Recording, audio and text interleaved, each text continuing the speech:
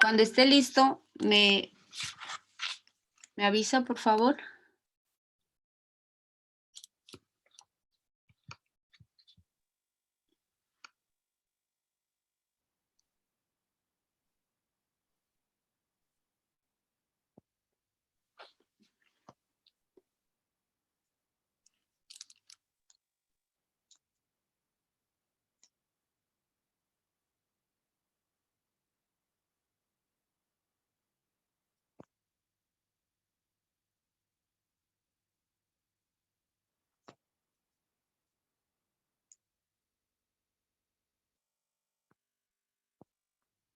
Un poquito de paciencia, por favor, me pone preparando, es rarísimo.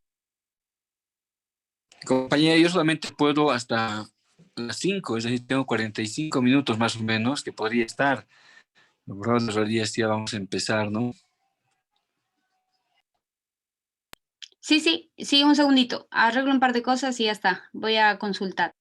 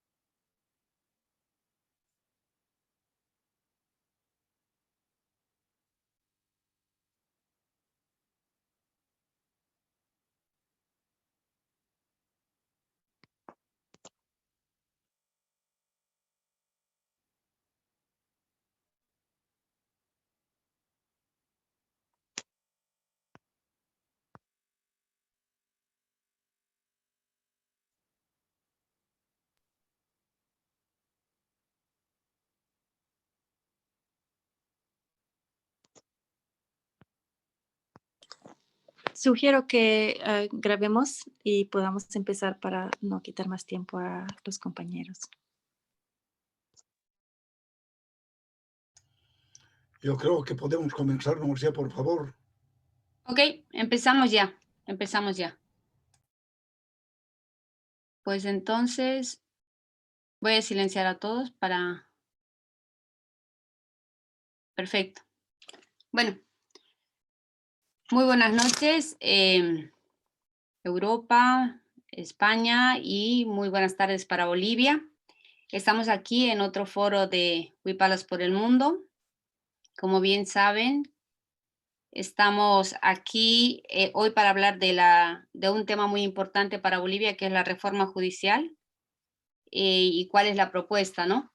Estamos aquí con el recién nombrado Procurador General del Estado Plurinacional de Bolivia, Wilfredo Chávez, que es abogado y además docente de la Universidad Mayor de San Andrés.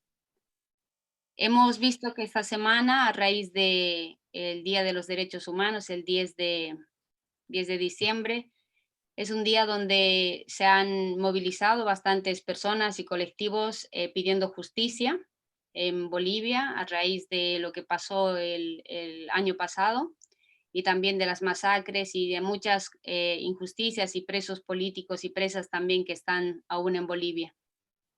Y bueno, estamos aquí por eso mismo, para hablar para que nuestros panelistas nos expliquen qué hay de la reforma en Bolivia. Adelante, por favor, el doctor Wilfredo Chávez.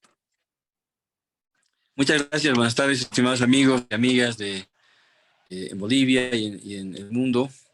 Estamos trabajando y agradecemos primero la invitación que se ha formulado a mi persona.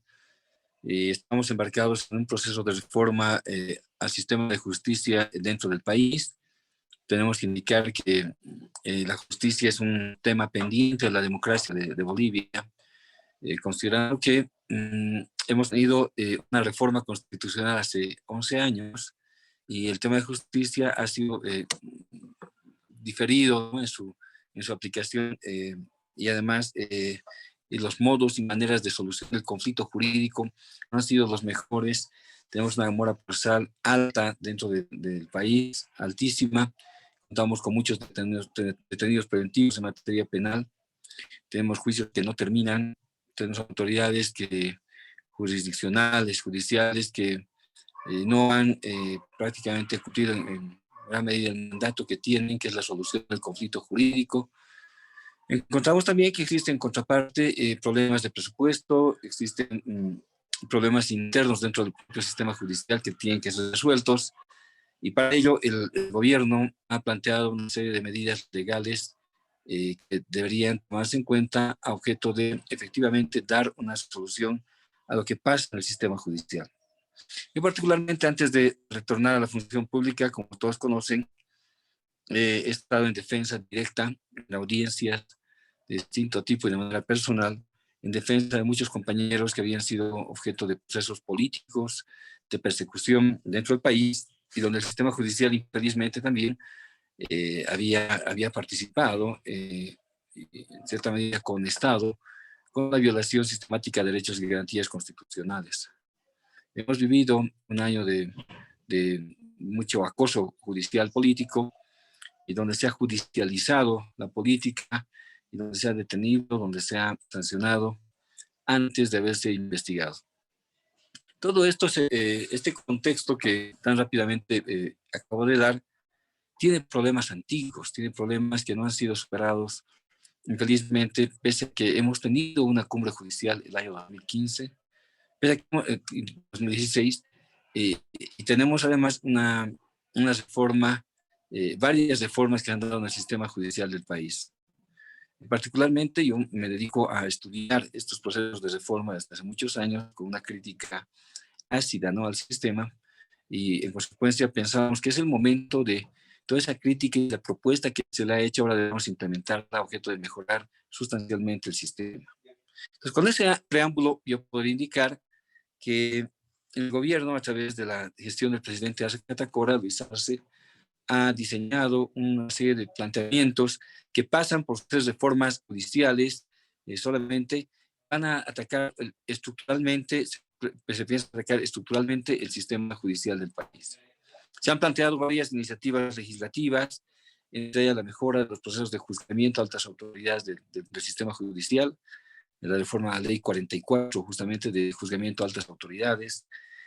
También se ha pretendido, en contrapartida, institucionalizar la carrera judicial a objeto que la autoridad judicial permanezca en su cargo en tanto cumpla una función adecuada dentro del sistema judicial, con evaluaciones permanentes, y de esta manera permitir que se incentive también a la autoridad, al juez que ingresa al sistema, no necesariamente con un plazo de duración de 4 o 6 años, sino más bien dándole el incentivo de permanecer en tanto tenga un comportamiento acorde a la magistratura, acorde al compromiso social que es impartir justicia.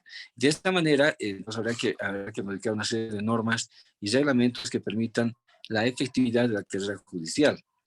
Obviamente habrá que tener el cuidado suficiente de, cuando se está hablando de la carrera judicial, de medir permanentemente, de manera continua, los procesos de evaluación que tienen que haber sobre autoridades jurisdiccionales. Nadie se cumple el cargo de por vida, y hay que tener obviamente en cuenta que debemos ser celosos guardianes, y la sociedad civil sobre todo, cuando existen fallas en los jueces o en autoridades jurisdiccionales, objeto de la evaluación y el posible cambio que tengan que tener, ¿no? Entonces, esto se inscribe en un concepto democrático, es un rescate más o menos de lo que como se había diseñado originalmente las constituciones de corte liberal. Si acudimos al Federalista, que es un texto básico para todo estudiante de derecho constitucional, encontramos ahí el porqué de los cargos permanentes y cuál la garantía de dar esa herramienta y dar esa seguridad a la autoridad judicial a tiempo de ingresar al sistema jurisdiccional. O sea, que no esté sometido a plazos,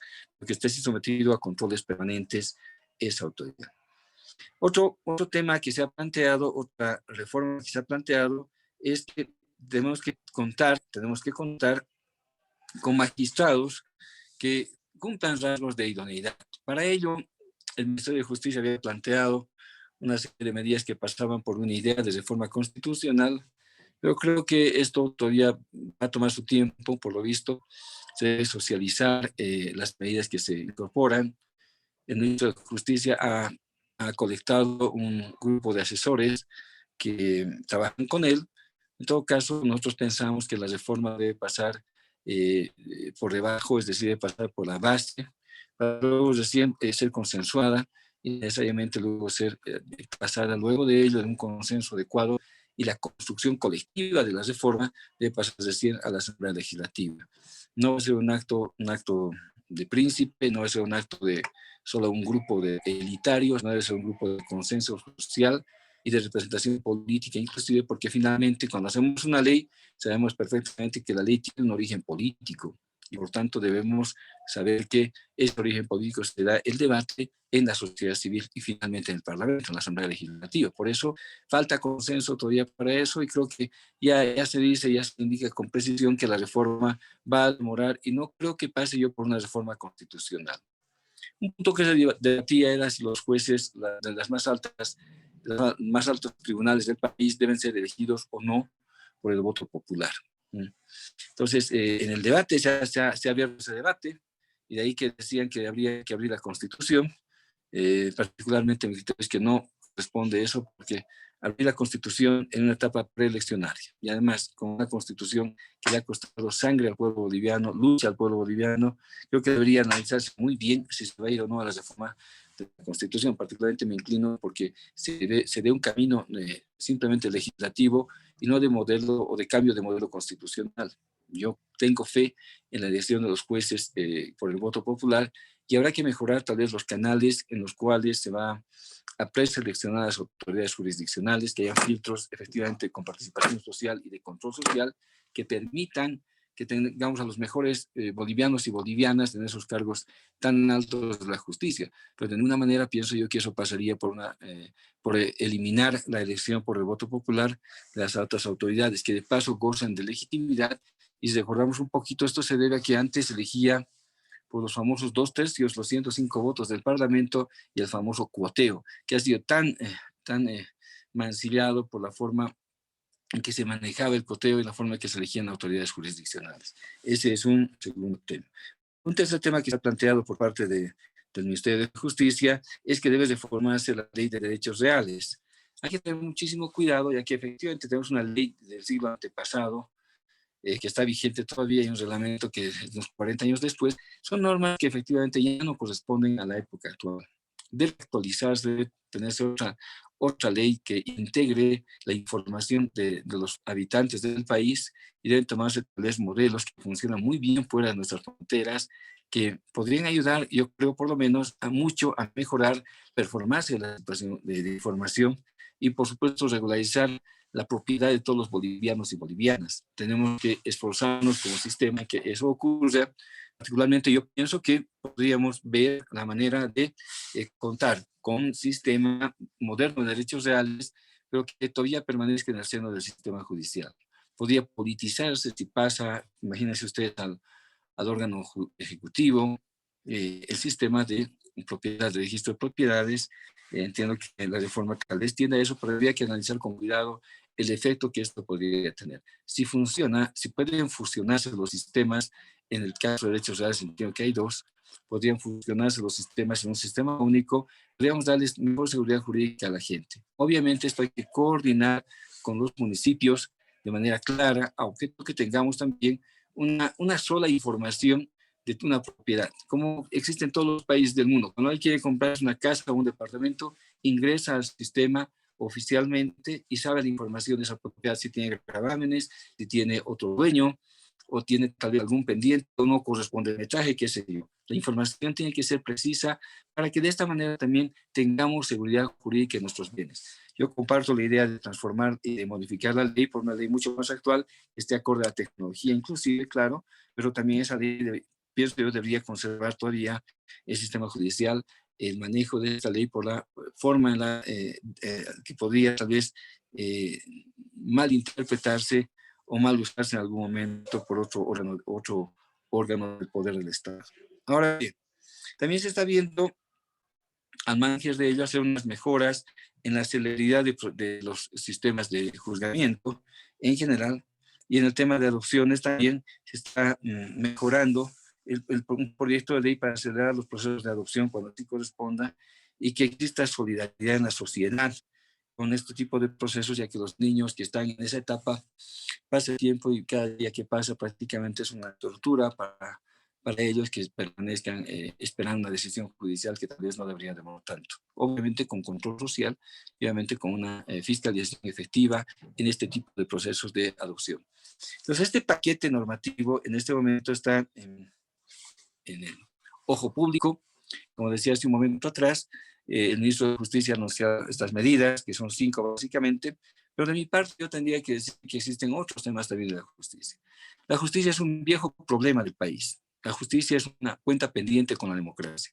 La justicia necesita ajustes, no solo en la superestructura, porque si cambiamos a magistrados o magistradas, no va a cambiar en sí el sistema.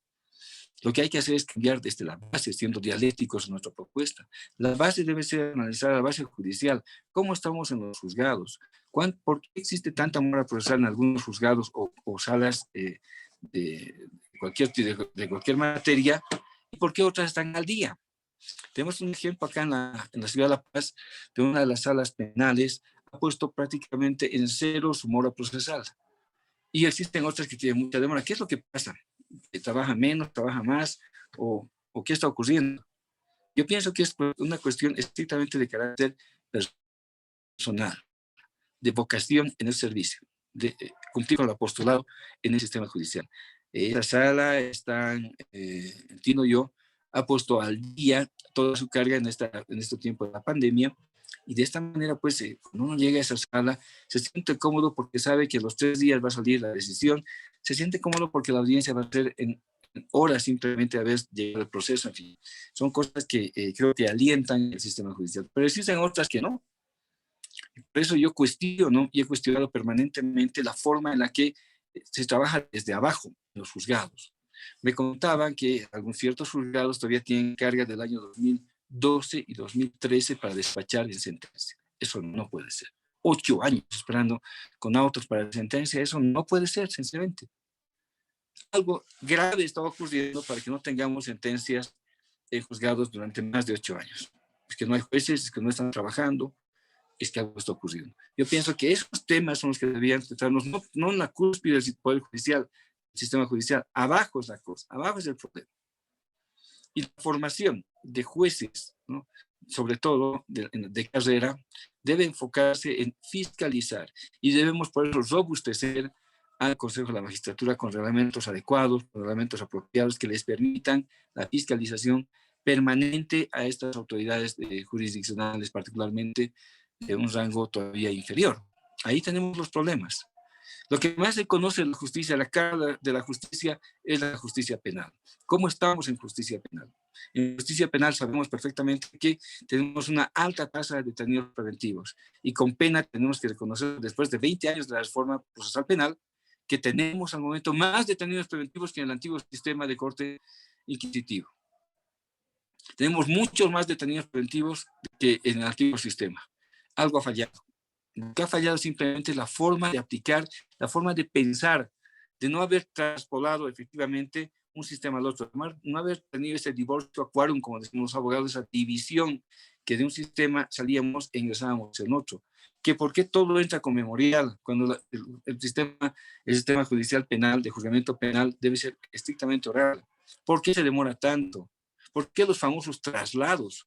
Todo es en audiencia y en concentración, que yo sepa, ese modelo lo hemos estudiado todos los que hemos participado de la reforma penal, pero no se da. Tenemos un problema esencial que no se da. Y los juzgados cautelares parecen un poco más extraordinarios, que corren entre traslados, incidentan nulidades. No podemos cumplir con un sistema básico de notificaciones y sigue habiendo nulidades por falta de notificaciones. En gran medida con la pandemia hemos podido mejorar las comunicaciones a través de medios electrónicos, pero no es suficiente, no ha sido suficiente. Pienso yo que el tema de la justicia tiene un problema en la base y otro problema en la superestructura, como mencionaba hace un momento atrás.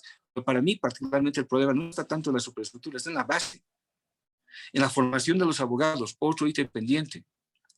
Tenemos facultades y carreras de derecho de todas las universidades públicas y privadas, pero tenemos centenares o miles de abogados que salen por año por estas universidades. ¿Qué calidad tenemos de esos abogados? Cuando la Constitución exige que los tribunales estén compuestos por, no dice con, por abogados de la universidad pública.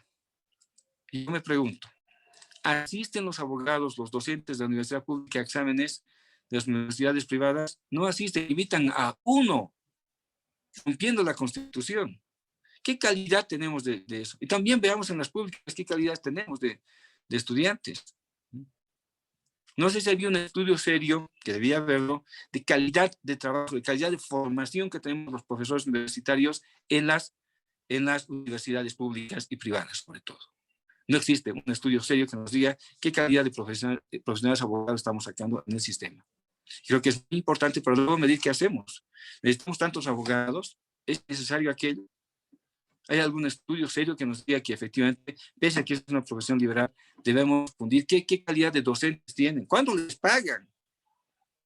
Parece un mercado persa, ¿no? Les pagan por hora. Es una cosa que realmente, cuando a mí me invitaron a una universidad privada, yo obviamente pregunté cuál era el nivel de honorarios. Y era tan bajo que realmente yo decía, ¿cómo es posible esto? Pero hay mucha gente que va, no sé si por el currículum, y la calidad pues no es buena.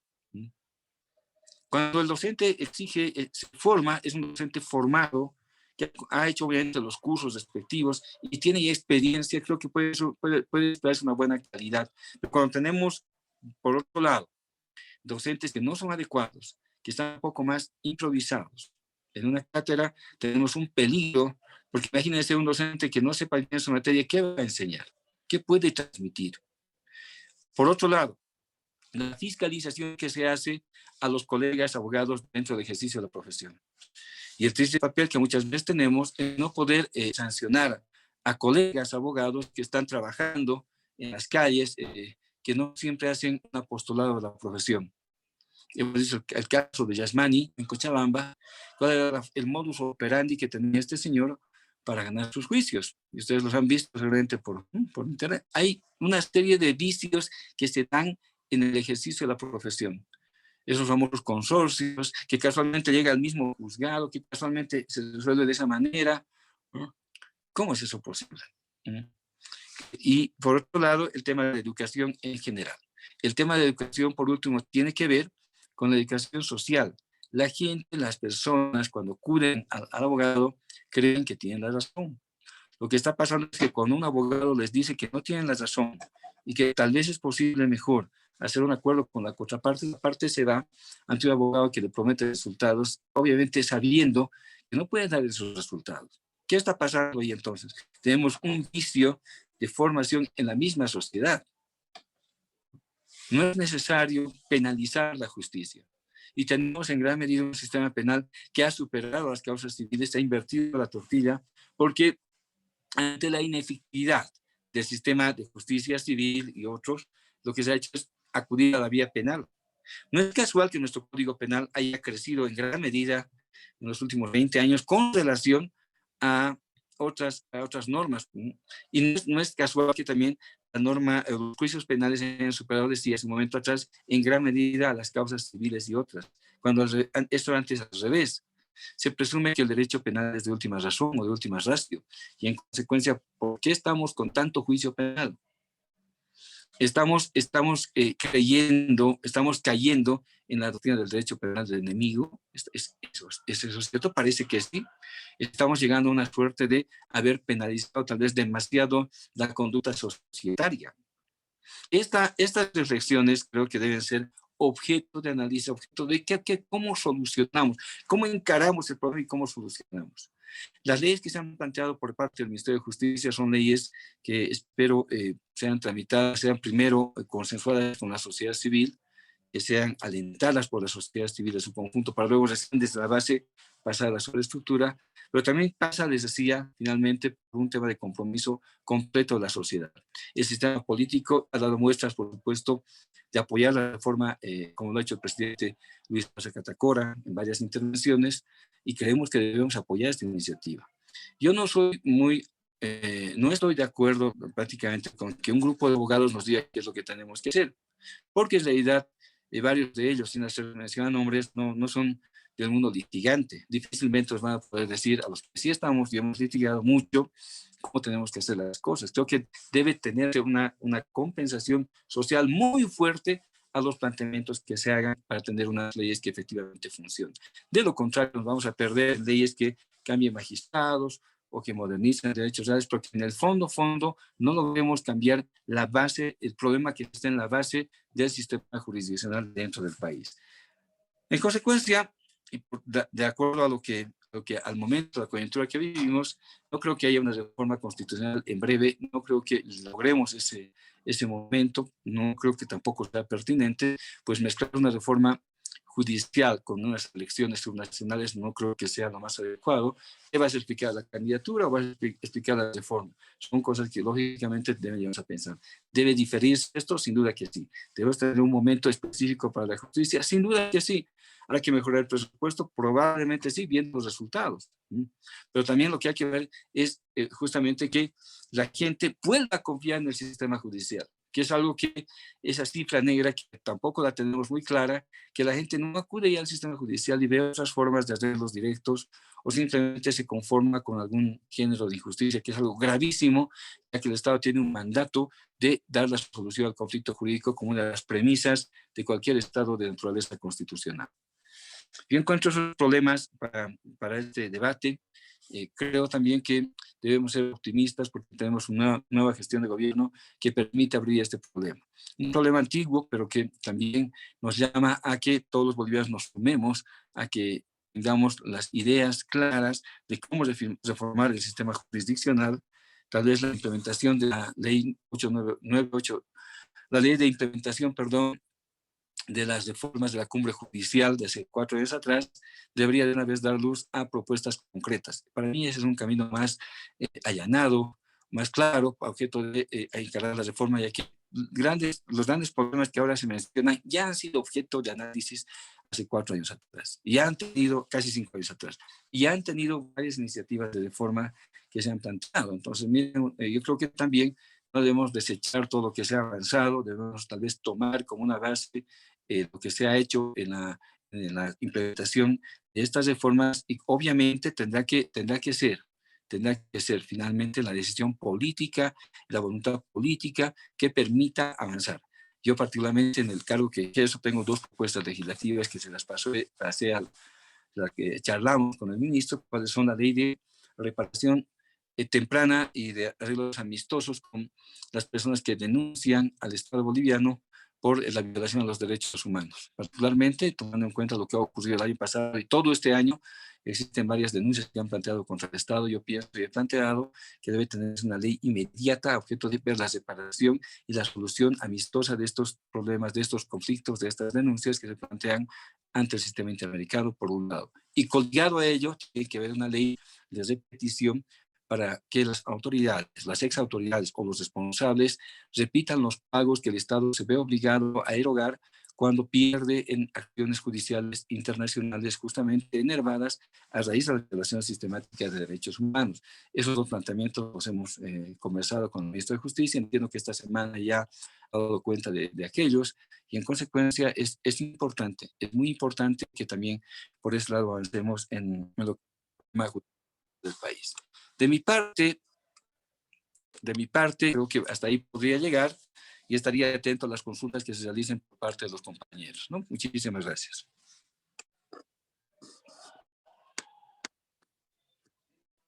Muchas gracias, compañero Wilfredo. Gracias. Tenemos preguntas. Lo voy a hacer rapidito porque sé que no dispone de mucho tiempo. Así que le digo, nuestro compañero Gabriel pregunta. Primero le saluda y dice, ¿qué opina de un sistema penal que considera 2 tipos de procedimientos penales? Uno para delitos graves y otro procedimiento diferenciado para faltas y contravenciones. Más o menos siguiendo el modelo ecuatoriano. Esa sería una pregunta. La otra es, también nuestro compañero Gabriel, es el ámbito superestructural de la justicia es clave. A los jueces y a los fiscales no se les hace ni exámenes psicológicos y tenemos jueces de familia machistas. También hay fiscales psicópatas y mafiosos. ¿Cómo reeducar a los operadores de la justicia? ¿Por qué se rehúye tanto la filosofía del derecho que la vemos en último año de la carrera de Derecho? Esa es la segunda. Y voy a hacer una más para que no se mezclen. Esta de aquí. Son dos, una es cortita. Los colegios de abogados, ¿por qué no participan en las reformas judiciales? Y la otra es, la Asamblea Constituyente es plenipotenciaria. Una vez convocada, puede elegir libremente cualquier modificación, no solo orgánica, sino dogmática. ¿Se ha evaluado el riesgo de esta propuesta? Y ya estarían estas de aquí. Adelante, por favor. A ver, vamos en orden a contestar las inquietudes de los colegas. Un segundito, por favor. He anotado lo siguiente. Miren, está en un papelito. A las preguntas. Primero, yo diría que ya hemos contado con un código que incluía la clasificación de las conductas y de las acciones, de los hechos que pueden ser conceptuados como delictuales o como faltas y contravenciones. El Código del Sistema Penal, que tiene una efímera duración, contemplaba aquello.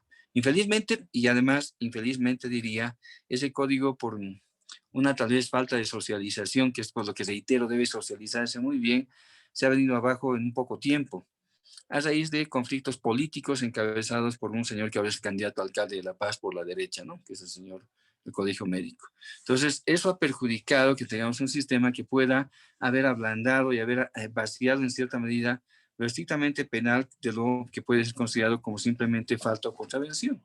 Entonces, creo que es importante, es un planteamiento que está pendiente todavía en una siguiente reforma normativa del Código Penal. Tenemos ejemplos que otros países, por ejemplo, han vaciado sus códigos penales considerando que debe en el Código Penal, en el derecho penal, que es de última razón, de última ratio, deben estar efectivamente en la construcción de la política criminal, donde tenemos los bienes jurídicos que se tutelan efectivamente por el Estado. Vemos que debería considerarse solo lo necesario para perseguir penalmente. Y lo demás, pasar al ámbito civil o al ámbito administrativo, que es una tarea pendiente, y tomamos, por supuesto, nota de lo que ocurre en otros países. Bolivia estaba avanzando en ese sentido.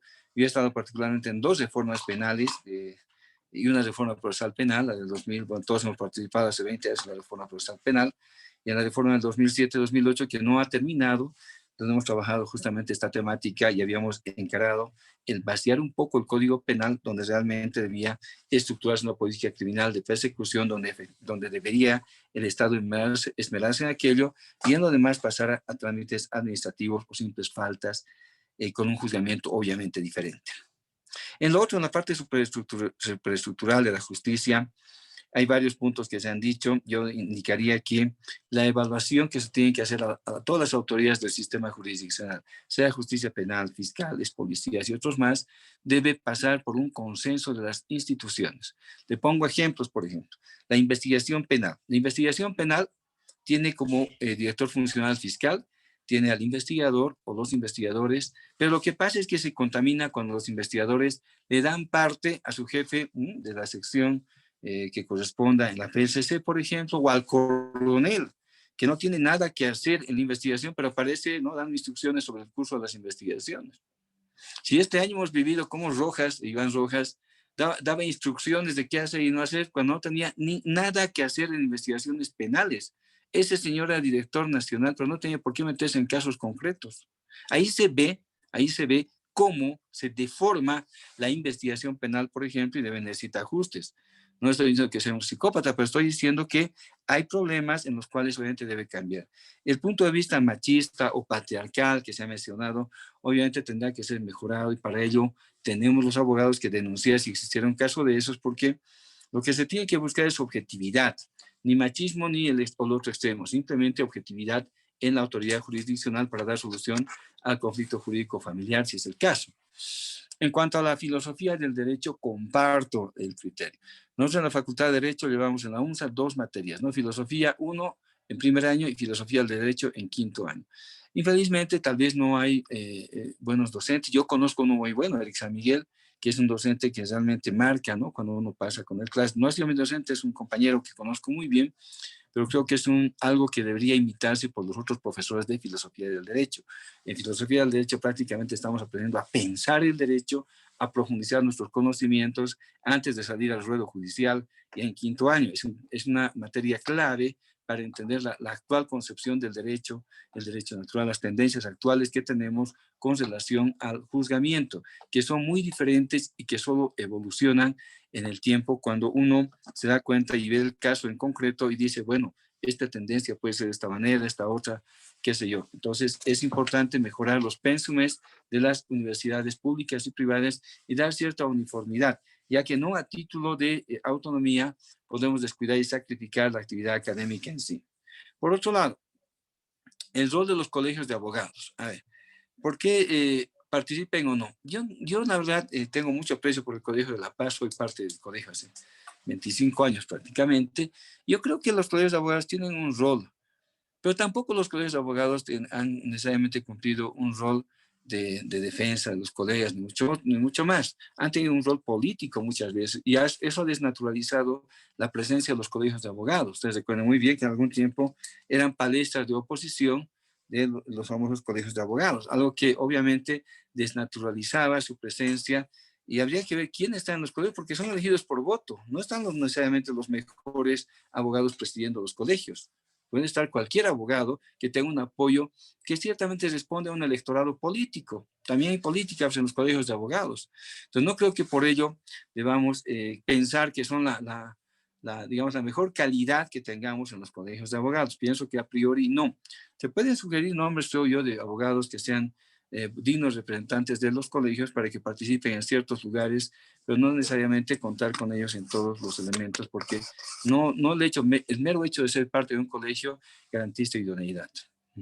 Ahora, en cuanto al tema de la Asamblea Constituyente, efectivamente es plenipotenciaria, pero no estamos hablando de un momento constituyente todavía. Se estaba hablando de una reforma constitucional, que habló así el ministro, un planteamiento que pasa por el procedimiento que establece la parte final de la Constitución sobre la reforma, que pasa por plantear la reforma, aprobarla por los 2/3, pasar a la consulta previa al Tribunal Constitucional y luego llamar a un referéndum para la reforma de la Constitución. No se ha llegado de ninguna manera a aquello. No sé si particularmente se pueda hacer. Habría que ver con cuidado porque abrir la Constitución muchas veces implica que se broten otros problemas que no son necesariamente inherentes a la justicia, que ustedes conocen perfectamente. Ni bien se ha hablado de abrir la Constitución, ya hemos escuchado voces, ¿no? Voces que decían, pero ¿por qué no entra este tema? ¿Por qué no entra este otro? Claro, si vamos a tocar la Constitución, hagamos eso. Hay que ser muy cuidadosos, particularmente mi posición, como les dije, es no abrir la Constitución. Debemos mejorar a nivel legislativo, normativo, la forma en la que vamos a abordar el sistema de reforma judicial. Y ojo, ha habido una participación masiva en la Asamblea Constituyente del 2006, 2007, 2008 y particularmente hasta el referéndum del 25 de enero de 2009 que lo ganamos justamente con el apoyo del 63% de la población que votó por la Constitución. Entonces, con esa base, pienso yo por lo menos que deberíamos pensar mucho en abrir la Constitución. Y si se va a ir un proceso de ese tipo, ser demasiado cuidadosos en separar solo los temas que sean inherentes, si es el caso, a la reforma judicial.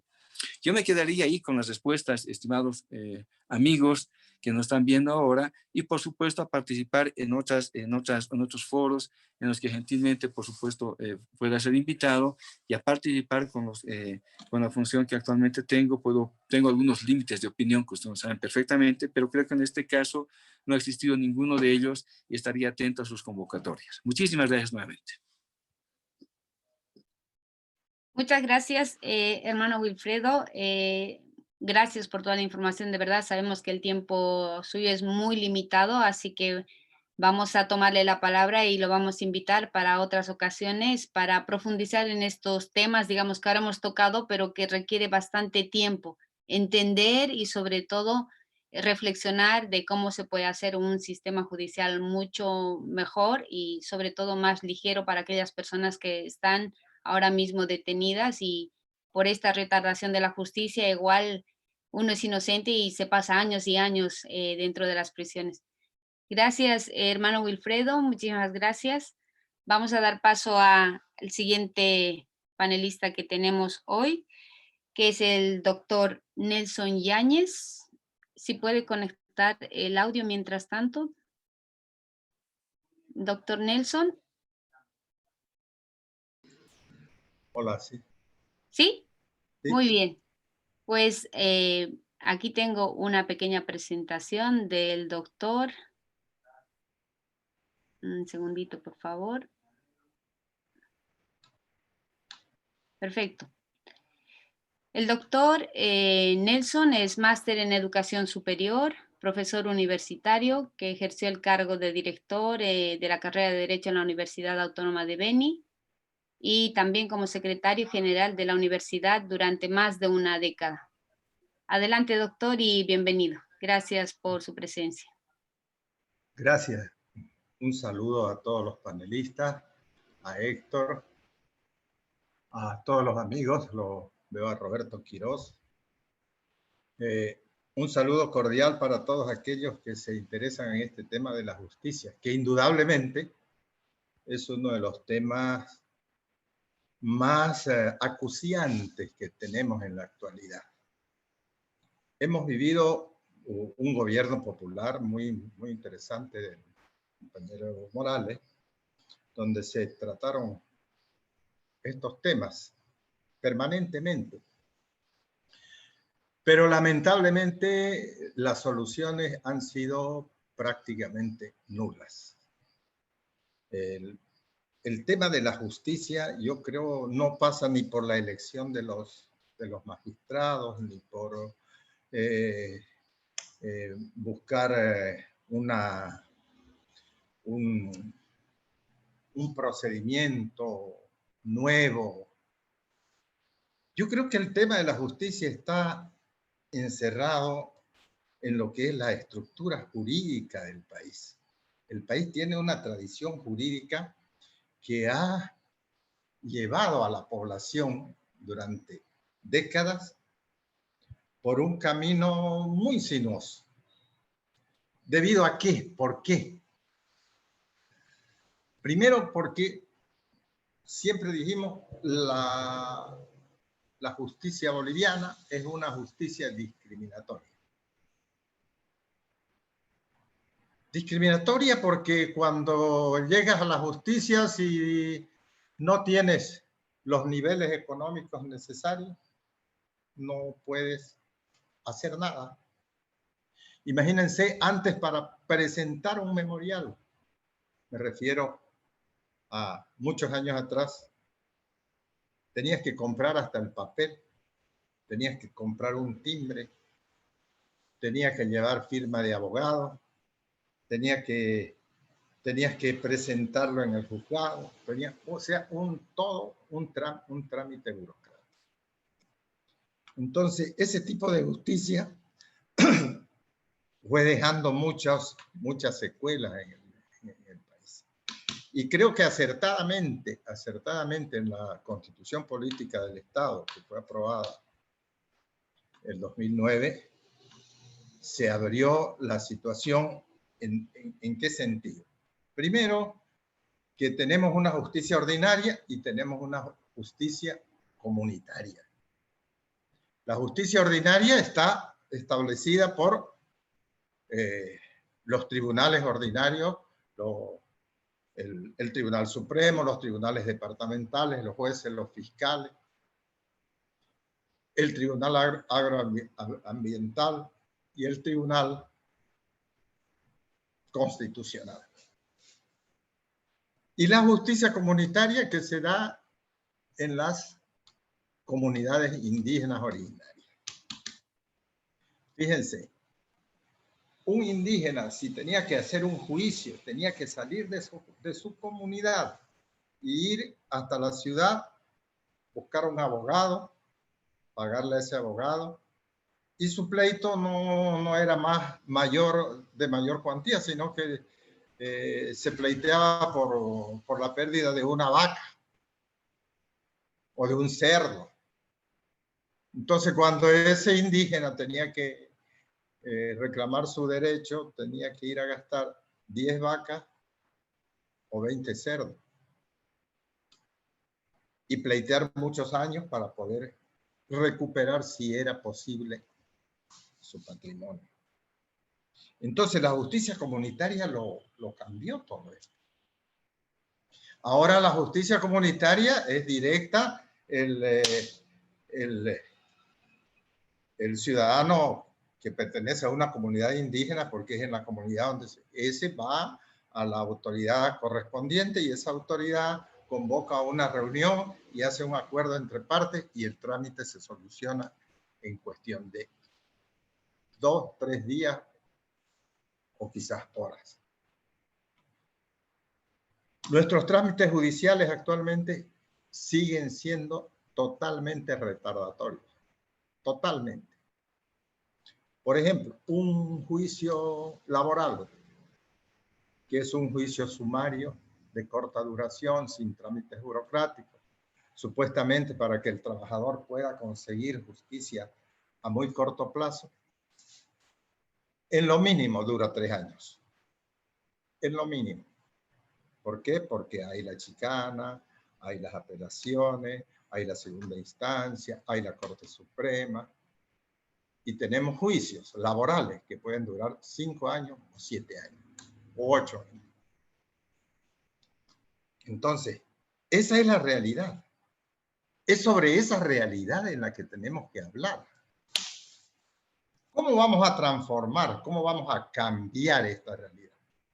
Y finalmente, lo otro importante, que si el juez no recibe la coima necesaria, no te va a dar el derecho. O lo va a hacer dormir el proceso. El tiempo que vea que sea necesario para que él pueda conseguir lo que pretende el juez. Entonces aquí tenemos que vislumbrar qué podemos hacer.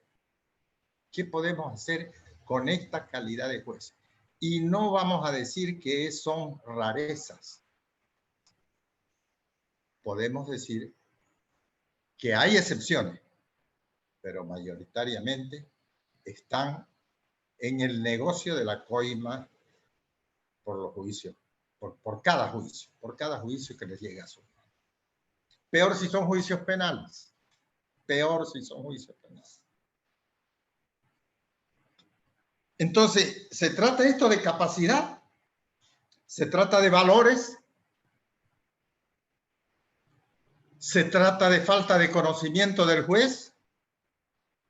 ¿Se trata de leyes difíciles de entender?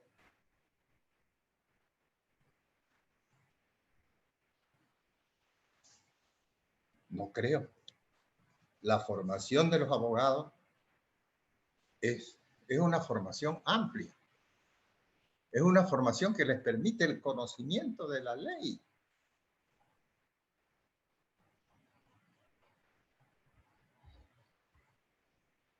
Pero habría que una cosa que hay que mejorarla, sí. Pero no creo que sea una falta absoluta del conocimiento del abogado, del profesional abogado de la ley. El profesional abogado tiene que saber la ley. Si no, no puede ser abogado. ¿Tendremos que mejorar desde la cátedra? Sí. ¿Tendremos que mejorar desde la academia? Sí. Tendremos que hacer. Pero ¿nos permite el Estado mejorar? ¿Los presupuestos universitarios son adecuados? ¿Las universidades públicas son realmente atendidas adecuadamente por el Estado? Cuando se busca la excelencia académica, cuando se hacen procesos de autoevaluación, de acreditación ante tribunales internacionales, ¿cuál es el apoyo que tenemos del Estado? Mire, la experiencia que yo tengo desde la universidad es que más bien se ha tratado de un poco dejar de lado a las universidades. Por ejemplo, las normales que forman a los maestros. En un tiempo fueron atendidas por las normales durante el gobierno anterior. Las normales pasaron a ser pequeñas universidades. O sea, forman, en las normales ya se forman licenciados. Ya no son solamente profesores. Y no están en la academia, están en las normales, que son institutos de educación media, no de educación superior. La escuela de jueces, ¿quiénes la dirigen? Aquellos que están en funciones políticas seguramente, o tienen el apoyo político necesario. ¿Por qué las escuelas de jueces no están en la academia, en las universidades? ¿Por qué el Estado no se preocupa de eso? Esos son problemas, yo creo, de fondo. Y la definición de un problema estructural es, ¿de dónde vienen nuestras leyes? ¿Qué son nuestras leyes? ¿De dónde nos llegaron estas leyes que estamos viviendo? Nos legaron desde la colonia. Ustedes saben, son leyes patriarcales, alguien lo dijo. Leyes que se han ido modificando hacia un liberalismo económico, hacia una sociedad, hacia un neoliberalismo que le pone precio y valor a todo. Ahora le ha puesto precio a los autos y decretos de los jueces. Así de sencillo. Por eso es que estamos en esta situación. Entonces, esta estructura jurídica, si nosotros la comparamos con la justicia originaria campesina, vamos a ver que la justicia originaria campesina, siendo solo producida por autoridades que no conocen de leyes, es más eficiente, es más eficaz, es más oportuna, no es corrompida, no tiene retardación.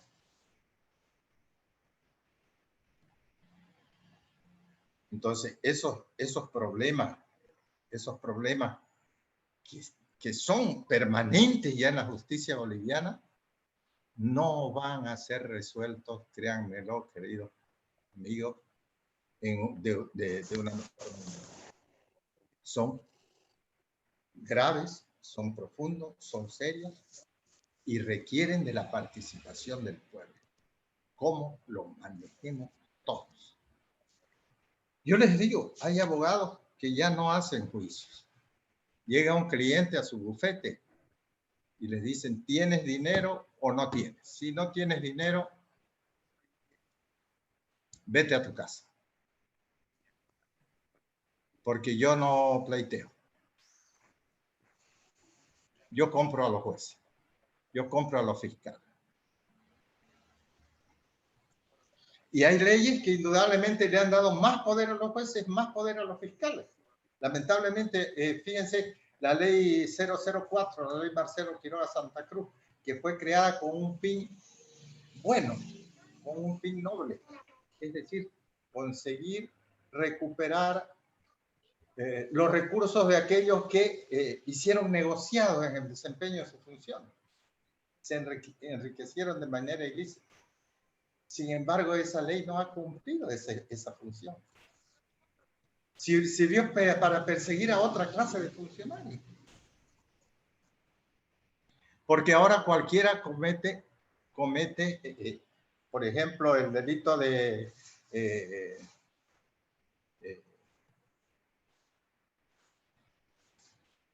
que siempre estuvo previsto en nuestros códigos, el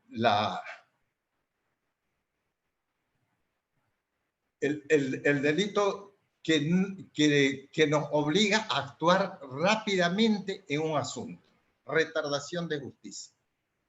La retardación de justicia se convirtió en un caballito de Troya que a cualquiera le ponían retardación, mejor dicho, retardación de funciones, ¿no? Falta de agilidad en el ejercicio de sus funciones. Eso ha sido permanente.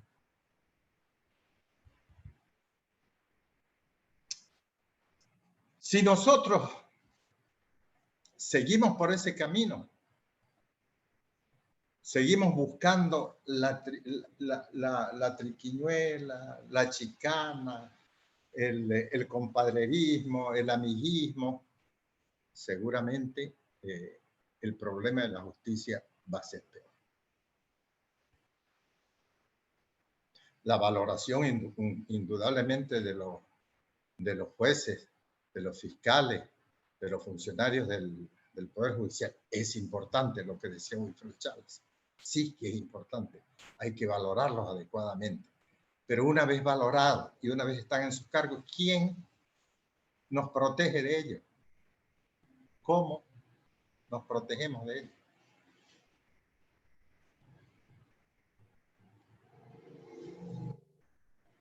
Entonces, los males que tenemos es la retardación de justicia, la corrupción, la mala distribución de los juzgados,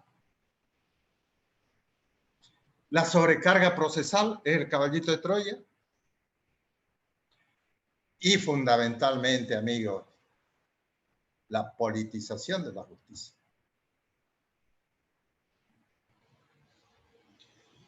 Ayer, hace 3 días, mejor dicho, tres abogados dan examen para acceder a un cargo de juez.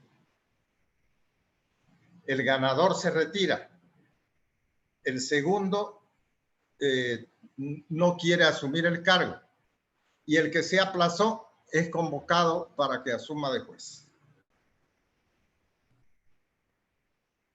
Aquí en Trinidad. Entonces, en esas condiciones, ¿cómo podemos pensar en cambiar la justicia?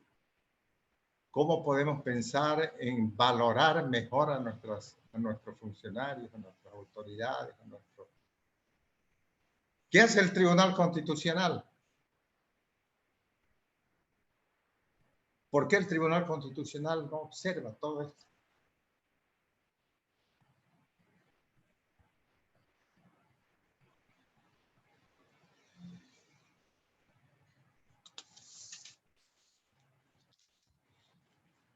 Si vamos a insistir, y habría que hacerlo, en mejorar la formación profesional de los abogados y los servidores públicos, yo creo que no es a través de una escuela de jueces, es a través de la academia, de las universidades, fortaleciendo las carreras, la carrera de derecho, tendría que haber una carrera de jueces, tendría que haber una formación especial para que un abogado se convierta en juez. Y además tendría que tener una trayectoria profesional adecuada. Esas serían mis opiniones, queridos amigos. No sé si tienen algunas preguntas que podríamos absorber. Gracias, muchísimas gracias, hermano. Sí tenemos preguntas. Muy interesante el tema de la justicia comunitaria. Yo personalmente y seguramente muchos residentes bolivianos que vivimos fuera, al menos yo no tenía conocimiento de esto, creo que es algo nuevo para nosotros. Y en una próxima estaría bien profundizar este tipo, ¿no? Cómo funciona la justicia y qué tipo, digamos, de delitos o qué tipo de quejas se pueden solucionar en este espacio. Tenemos preguntas aquí, nos han dejado varias preguntas. Vamos a pasar a esta pregunta que dice, nos la hizo Mariana y dice, la estructura jurídica en Bolivia es piramidal. Se asemeja a un reino donde el juez es el rey y los servidores de apoyo jurisdiccional sus operadores. Esta estructura provoca la dilación procesal y corrupción. ¿Es necesario cambiar esta estructura piramidal? Más o menos como la experiencia del modelo de gestión argentino. Eso es lo que pone ella, no desconozco el modelo de gestión argentino, pero lo que dice ella es sí tendríamos que cambiar esa estructura. Adelante, doctor, gracias. No, yo lo dije, la estructura jurídica es una estructura que nos viene de la época colonial y eso se ha ido reformando de a poco. se ha ido cambiando hasta llegar a lo que es el neoliberalismo. ¿No se recuerdan ustedes que se dictaron los códigos Banzer? Después hubieron otras reformas constitucionales, se cambió el Código Penal, pero todo dentro del sistema social y económico vigente. O sea, las leyes tienen que responder o responden, mejor dicho, a un sistema social y económico que se da en determinado momento histórico. La Revolución Rusa, la Revolución Mexicana, la Revolución Cubana hicieron sus propias leyes, cambiaron las leyes, porque eso significaba el cambio de toda la superestructura del Estado. Entonces, eso en Bolivia no se ha hecho. Se han hecho modificaciones, se han hecho reformas, se han ido cambiando de a poco. Pero la estructura, esa piramidal de la que habla la compañera, es cierto. Arriba está el presidente del Tribunal Supremo y de abajo están los otros que obedecen y más abajo están los jueces y más abajo están los tribunales departamentales y ellos van aceptando todo el mandato que viene de arriba. Y lógicamente eso te crea una terrible corrupción, terrible, ¿sí? Que es ya insoportable en nuestro país. Es insoportable, aunque ustedes no lo crean.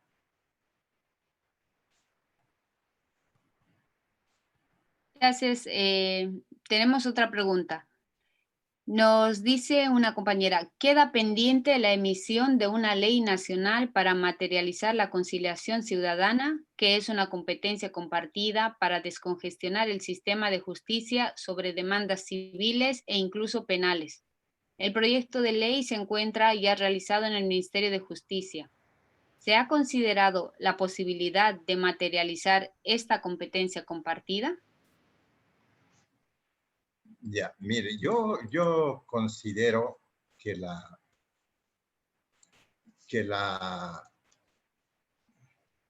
realidad nos muestra que necesitamos cambiar a un sistema que priorice la justicia como un servicio, no como ese sistema patriarcal donde los jueces son los pequeños reyes de un feudo, ¿no?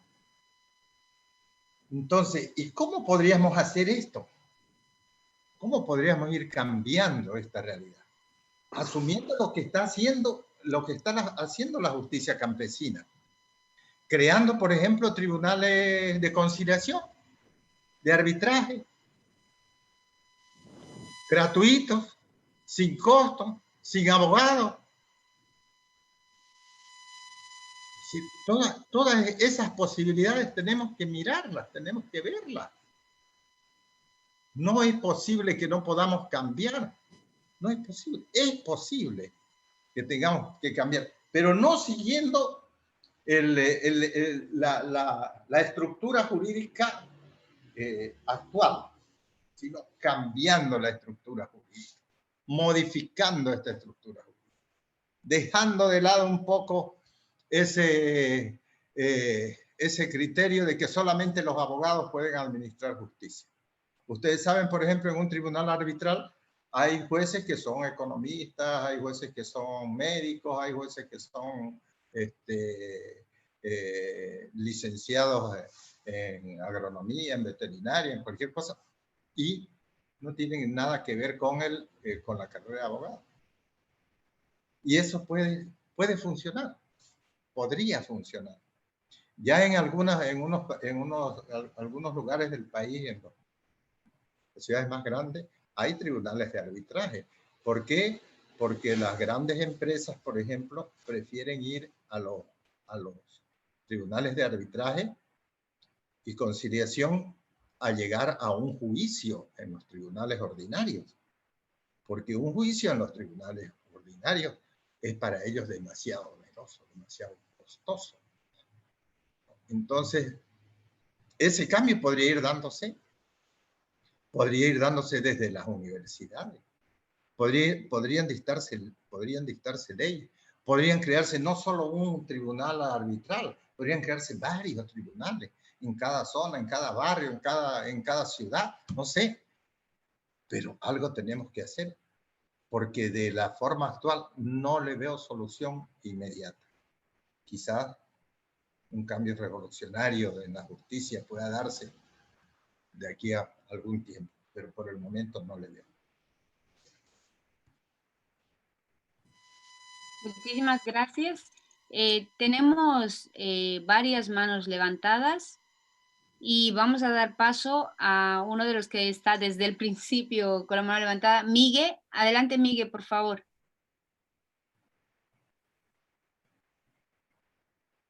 Está cerrado el audio, Miguel. Un revolucionario saludo a todos los... ¿Me escuchan perfectamente? Sí, un momentito. Primero vamos a dar paso a Miguel y Hola. después te doy el paso a ti. Un segundito, por favor. Buenas noches, hermanos.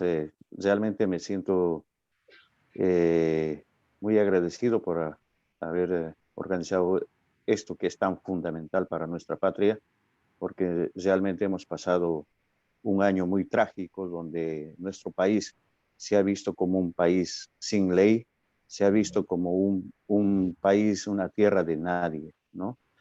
Han hecho lo que han querido y por todo ello yo creo que es muy necesario y también urgente poner las reglas en nuestro país para que nadie más se atreva a hacer fechorías, ¿no? Por solo tener dinero. Mire, he estado viendo más o menos cuáles, quienes se han enfrentado. Empresarios versus pueblos, ¿no? Los empresarios han sobornado a militares, han pagado grupos de paramilitares, a grupos de choque, financian y pagan a los medios de comunicación para crear una división y enfrentarnos entre nosotros mismos, bombardeando y lavando el cerebro, ¿no? Mi pregunta es, ¿qué medidas se va a tomar contra estos señores, empresarios que lucran fácilmente, se dedican a la politiquería? Su fin no es servir al pueblo, sino su fin es lucrarse más, dotarse más terrenos, evadir impuestos y así amasar sigue más fortuna, ¿no? Entonces es mi pregunta, mi preocupación por lo que está pasando en nuestro país. Seguramente ellos se van a reagrupar, se van a rearticular y van a seguir en lo mismo y vamos a caer en lo mismo. Entonces quisiera saber, preguntar, ¿qué se puede hacer contra estos señores? Nada más. Gracias. Sí, Miguel, antes de que conteste, hermano, vamos a dar paso a la otra pregunta también, de también Miguel que está aquí, Justiniano, y ya sí, con eso ya luego damos por acabado el foro. ¿De acuerdo? Adelante, Miguel. Muy buenas tardes, un respetuoso saludo y saludar la predisposición y la apertura que tienen con este magnífico evento que se está realizando.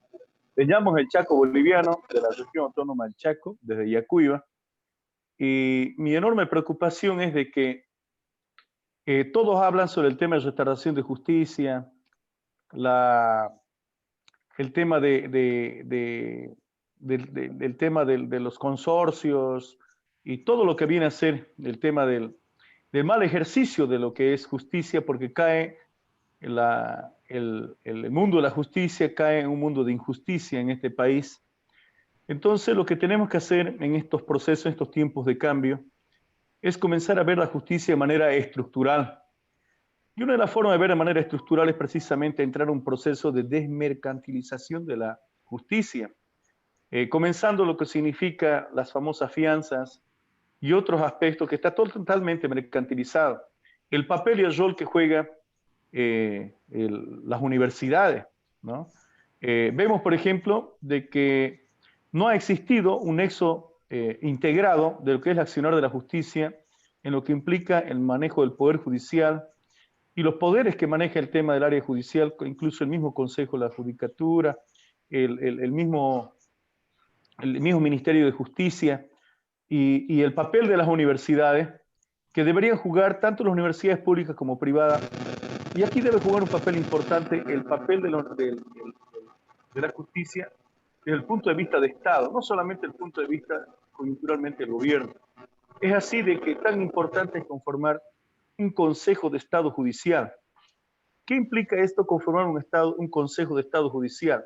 Significa, en realidad, estar por encima de todo lo que implica, lo que hace el ministerio, lo que hacen los poderes, porque el Poder Judicial como poder no es el poder en sí, sino que desde el punto de vista filosófico, el Estado es la superestructura que asume la responsabilidad sobre la sociedad y como tal, creo de que debemos avanzar a crear un Consejo de Estado Judicial, donde participe todos los poderes del Estado y más que todo, donde participen dos ejes importantes en la formación de los recursos humanos, porque actualmente la formación de los recursos humanos, tanto en las universidades públicas y privadas, están con una formación mercantilizada de lo que es la justicia.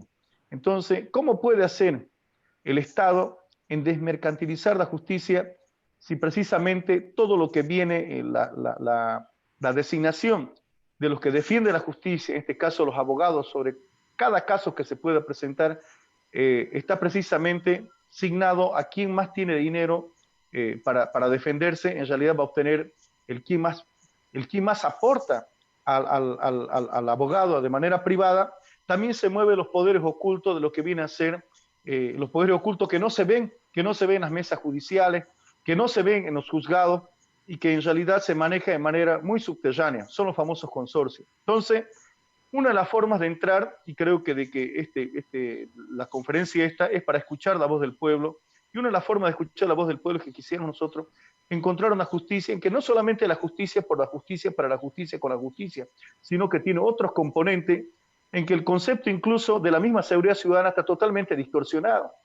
Lo llaman seguridad ciudadana lo que puede hacer la policía, y cuando en realidad el concepto de seguridad ciudadana es mucho más amplio.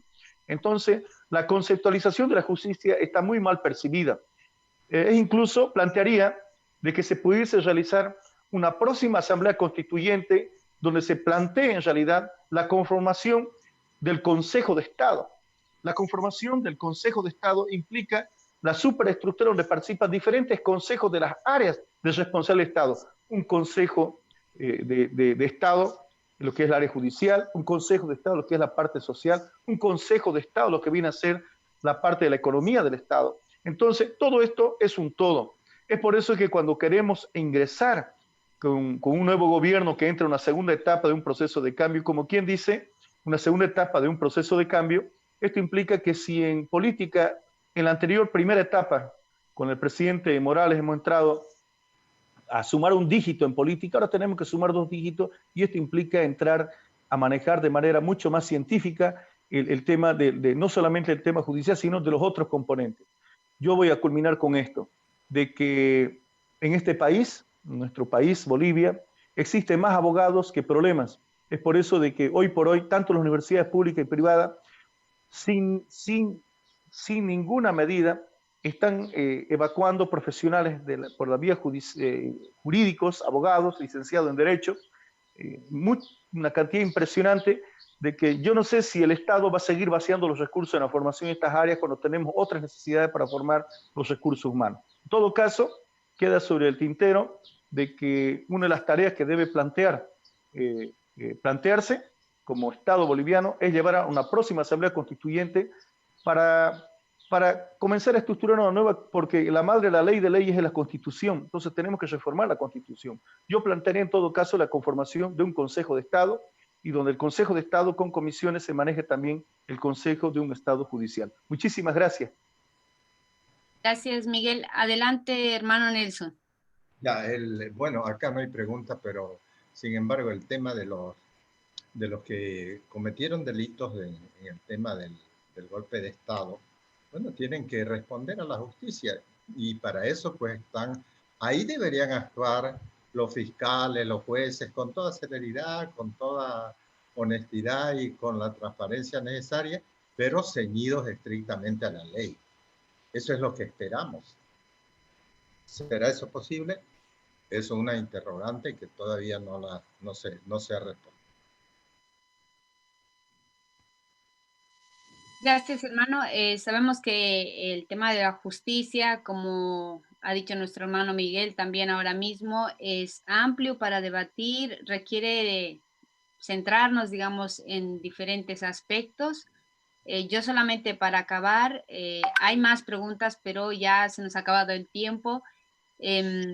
Solamente decir que a raíz del Día Internacional de los Derechos Humanos, donde han habido diferentes manifestaciones, no solamente en Bolivia, sino en el mundo, se está pidiendo justicia justamente para todas esas personas que han sido víctimas del golpe de Estado, ¿no?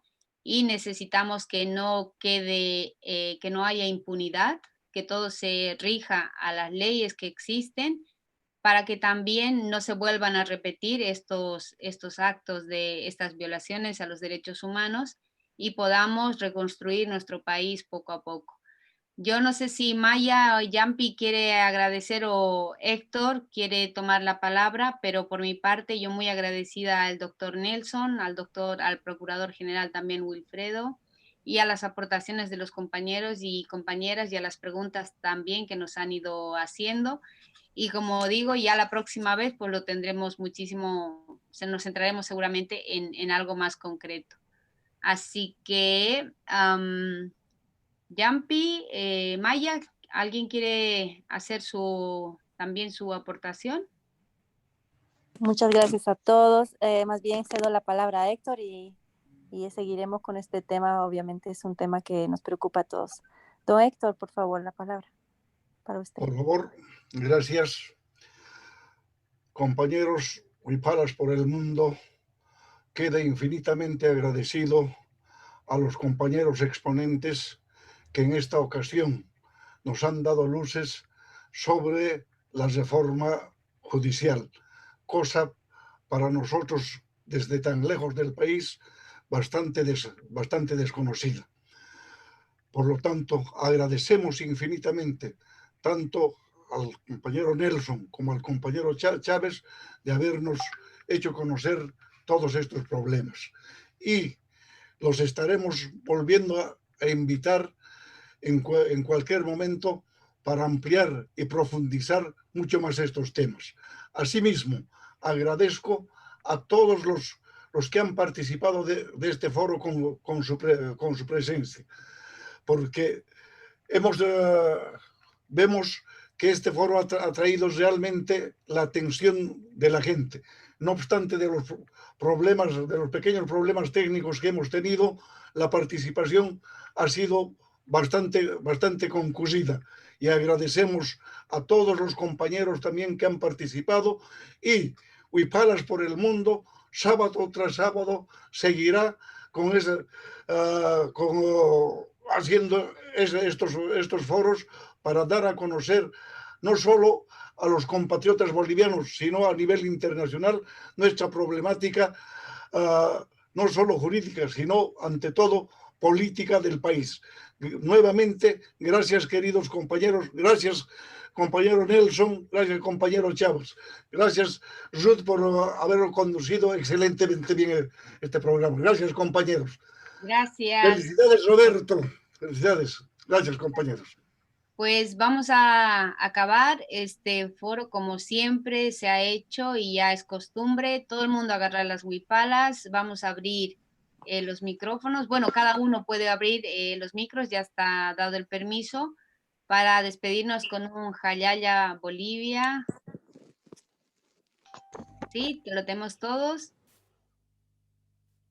Jayaya Bolivia. Sí. Jayaya Bolivia. Jayaya Bolivia, Bella Pipis. Jayaya Bolivia. Jayaya Alemania. Jayaya Bolivia. Que viva Bolivia, que viva el proceso de cambio. Bolivia. España, Madrid, un saludo para todos. Jayaya Bolivia. Jayaya Bolivia. Pronuncio más y PC filial. Para nuestros Puerto hermanos. Ortega, Justicia Galicia, ya. presidente José Colque Alegre, saludando a todos los compañeros, hermano Nelson, y hermano Chávez, y hermano Héctor, y a la hermana en gestión que está dirigiendo, y a todos los compañeros. Un revolucionario saludo a todos. Saludo a todos, gracias por la exposición. Jayaya a toda Bolivia. Cuídense, compañeros. Gracias. Cuídense, Justicia compañeros. ya. Jayaya, Jayaya. Hasta pronto, compañeros. Hasta la próxima semana. ¡Viva Bolivia! Quería decir otra cosa. ¡Que viva la democracia! Quería decir otra cosa. ¡Que viva la mujer de pollera! Que viva. Que viva. Jayaya, Jayaya la Que mujer. viva la transformación de la sociedad. Por años de estar por todo lado. Ya se fue, ya se fue. Ahora queremos justicia. Jayaya, Jayaya.